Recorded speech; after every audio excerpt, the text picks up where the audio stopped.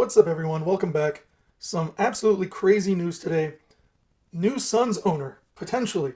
His name is Mat Ishbia. This guy is part of the United Wholesale Mortgage team.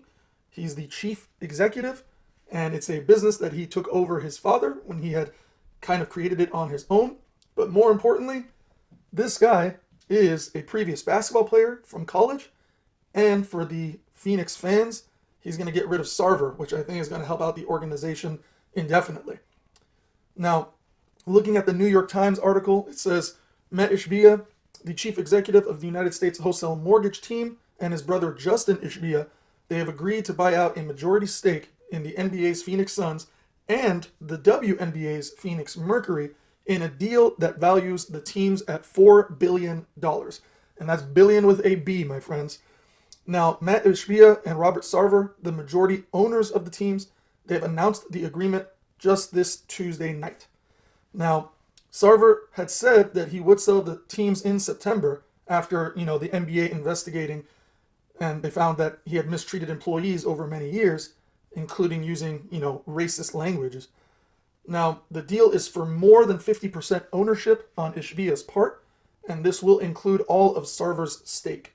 Now, the deal is not going to be finalized until it is approved by the NBA's Board of Governors first. So we're going to see how that plays out. Now, the valuation of the $4 billion is about 10 times more than what Sarver had originally even paid for the team back in 2004. So this would be a league record based on this purchase. And luckily for Sarver, even though he doesn't necessarily get to have the team anymore, he has absolutely gained a bunch of equity even just by selling off this team. Now, the previous highest paid price for an NBA team was done by Joe Tsai and his full acquisition of the Nets in 2019, and at that time it was valued for $2.35 billion. So that's now potentially the second most expensive acquisition of an American sports franchise in history. The only one that I can mention based on what I know is that the NFL's Denver Broncos, they had sold for $4.65 billion early this year. So that this Phoenix team is basically just going to be right below that. Now, just a little backstory in case some of you don't know. In September, the NBA suspended Sarver for a year and fined him $10 million, which was the maximum allowed. But of course, after the investigation, and they found out, his racial slurs and the mistreatment of female employees, this punishment pretty much generated significant backlash with both the players and the fans saying that this wasn't a harsh enough punishment and that this guy should pretty much leave.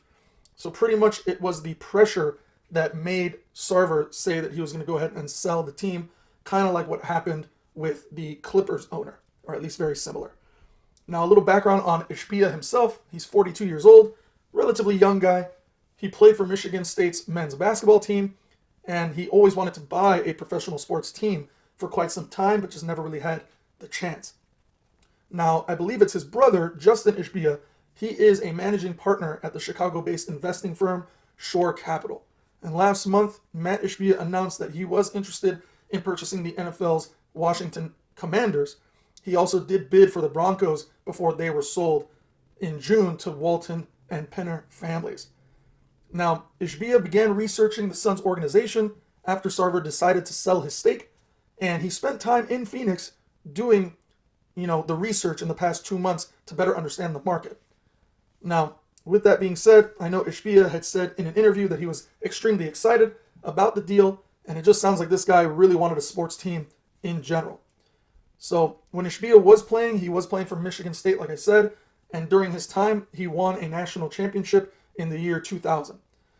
I believe he wasn't maybe one of the best players on the team, but I think he quoted himself at being the 14th best player on a 14-person team.